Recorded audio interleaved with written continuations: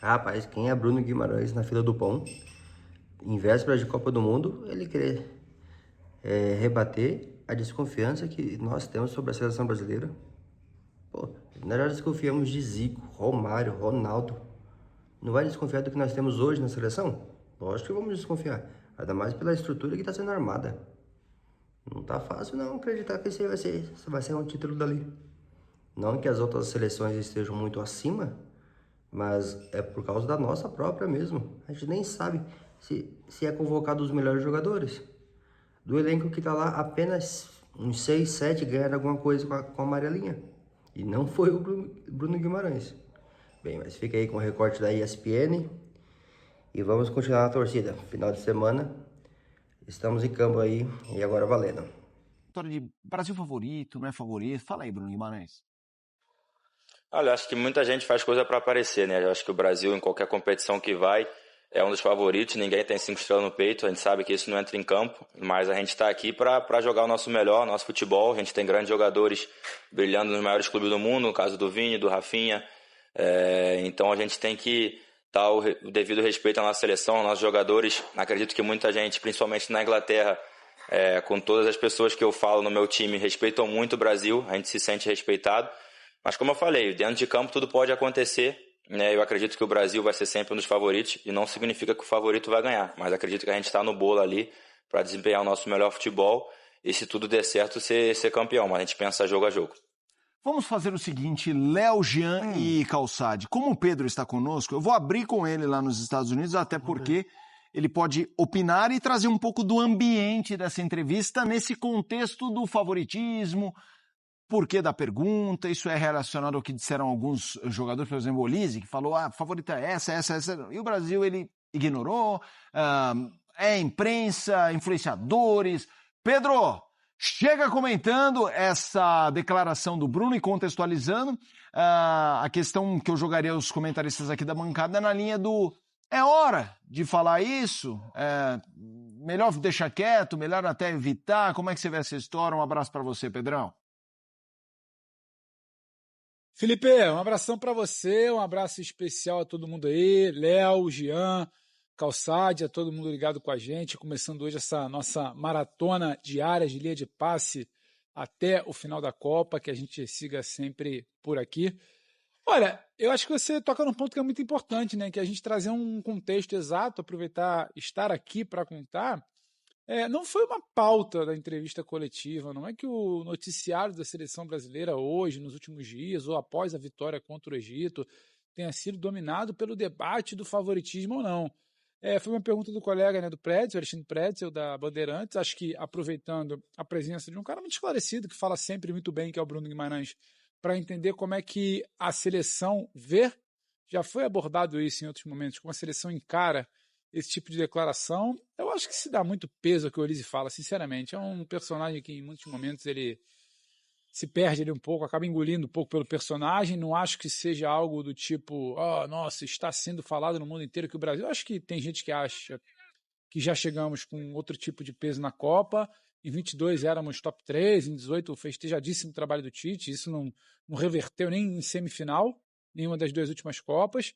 Acho que tem muito de provocação. Teve o Hugo Sanches ali em sexto lugar. Pode ser, o Brasil pode terminar a Copa em oitavo, em 16º, ou em quarto, segundo, primeiro. Acho que tem muita coisa aberta. Não tem hoje um grande favorito. Acho que tem uma trinca ali. Acho que você pode falar de Espanha, você pode falar de França, você pode falar de outras situações. Mas o Brasil está no bolo. Mas te respondendo sobre o ambiente, não foi exatamente uma pauta do tipo há um peso sobre a seleção não é favorito, isso está incomodando. Foi uma pergunta até isolada de uma entrevista que ela foi muito mais pautada pela chegada do Ederson, pela expectativa da estreia, pelo corte do Wesley. Ontem o clima era muito, era quase um velório, quando sai de Cleveland, um jantar antes de voltar para Morristown, aqui a base da seleção brasileira. Era muito mais sobre isso, essa retomada de trabalho, semana final para a Copa, expectativa para a estreia, se vai mudar, se não vai, não tem a lateral direita do campo, não tem aquela faixa direita do campo, onde o Ancelotti vai mexer, Bruno falou muito sobre ter um homem a mais no meio, me parece muito claro nas respostas dele hoje que ele prefere ter um homem a mais por ali para melhorar esse tipo de dinâmica. No caso, o Paquetá deve ser titular por ali no sábado. Esse foi muito mais o discurso, essa foi muito mais a tônica da entrevista do que exatamente o lance do favoritismo. Cabe debate, a gente vai estar aqui para, ao longo do programa, falar em que prateleira talvez a seleção chega nisso, mas não foi exatamente um foco de polêmica. Hoje se falou disso, hoje se falou muito do Neymar, né? Exame do Neymar, não foi a campo, não tem previsão de ir a campo ainda, tem expectativa, especulação, tudo mais, mas não tem exatamente uma data para ele voltar. A chegada do Ederson e o favoritismo muito mais numa pergunta ali isolada para a gente debater aqui, Mota. Essa rebatida, começa aí, Jean, da desconfiança sobre a seleção. Como é que você acha que a seleção tem que trabalhar isso, tem que entender isso, se é que tem? E o que você achou do que o Bruno Guimarães falou e do que os outros têm falado sobre o Brasil? Então, boa noite. Boa noite, Felipe. Boa noite a todos, ao Pedro nos Estados Unidos também. Eu acho o seguinte, primeiro que eu não vi nada demais no que o Bruno falou, eu concordo em linhas gerais com o que ele disse, né? Me parece o seguinte, a seleção brasileira, ela é mesmo respeitada no mundo inteiro, esteja na fase que estiver. Eu acho que todo mundo olha para o Brasil como uma seleção respeitável e com a qual você tem que tomar cuidado, isso é uma coisa. A outra é discutir o nível de favoritismo, que eu também repito aqui, acho que favoritismo em campeonato como Copa do Mundo vale muito pouco, é mata-mata. Favoritismo em pontos corridos de 38 rodadas vale muito. E toda vez que a gente aponta os favoritos, em geral, isso se confirma no final do campeonato. Copa do Mundo é outra história, né? É mata-mata. Então, para mim, na minha visão, os dois principais favoritos, se ficarem em primeiro nos seus grupos, vão se enfrentar na semifinal, que são França e Espanha. Então, isso, de alguma maneira... Já abre um lado. Já abre um lado, quer dizer, já aumenta as chances de quem, eventualmente, ficando em primeiro, pode estar do outro lado. E diga-se de passagem... É o lado do Brasil. É o lado do Brasil, se o Brasil ficar em primeiro. Então, eu acho que esse favoritismo, querer definir prateleiras muito claras, eu acho que não faz muito sentido também pelo cruzamento das chaves que a gente vai ter que esperar para ver. Se eu tivesse que dizer hoje as seleções mais fortes, eu apontaria França e Espanha, mas ao contrário de muita gente, eu não colocaria o Brasil tão depois de outras seleções.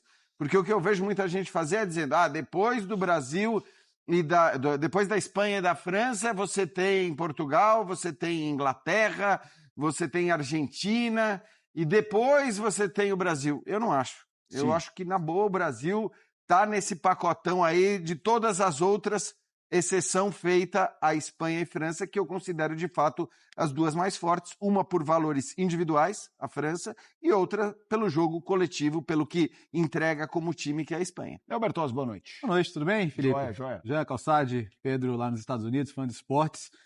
Quantas seleções podem ser campeãs do mundo sem que seja surpresa? Umas 6, 7, 8? O Brasil está no meio, certo? Ou alguém vai se surpreender se o Brasil for campeão? Não dá para tratar. E nunca vai se dar para tratar como surpresa o Brasil ser campeão do mundo. Eu não vejo um cenário parecido com as duas últimas Copas, porque o Brasil era, sim, um dos favoritos ou o favorito. Né? Muita gente apontava, porque os ciclos indicavam nessa direção. O Brasil era uma das seleções que podia ter uma dúvida aqui ou outra ali, mas era uma seleção que chegava com resultados consistentes, com um modelo de jogo, enfim... Tinha um probleminha aqui, outro aqui, lesão, coisa que sempre acontece antes de Copa do Mundo, mas era uma seleção que ninguém queria enfrentar. Acabou caindo ali em quartas de final, eu acho que a de 2022, menos esperada que a de 18 pelo nível do adversário. Mas agora, eu vejo um cenário muito parecido com o de 2002, não é para dizer que vai terminar igual, mas no sentido de ciclo acidentado, mudanças de técnico e o Brasil candidato, mas outros mais favoritos. Eu vejo França e Espanha hoje como eram França e Argentina em 2002. Por quê? Porque tiveram ciclos fortes, porque eram seleções muito competitivas e vejo outras semelhanças. Posso citar um exemplo? Pode. Questão física de alguns jogadores. Aquela foi uma Copa muito marcada por jogadores que chegaram mal fisicamente e não conseguiram desempenhar. Se o Lamine Yamal não estiver bem, eu tiro a Espanha do favoritismo. O Luiz de la Fuente disse que o Lamine Yamal pode estar bem para o primeiro jogo. Uma coisa é ele estar apto para o primeiro jogo.